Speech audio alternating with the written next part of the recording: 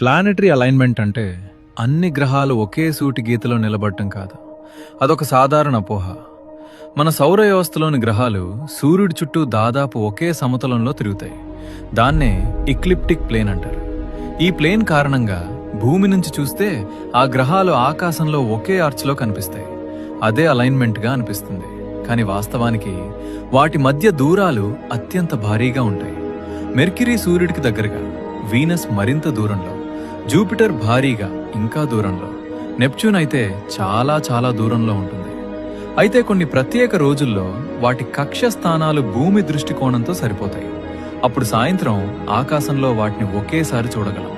ఇది అరుదైన అద్భుతం కాదు, ఇది ఆర్బిటల్ మెకానిక్స్. ప్రతి గ్రహం తన గమనంలోనే ఉంటుంది. మనము చూస్తున్నది మన స్థానం వల్ల ఏర్పడిన జ్యామితి మాత్రమే.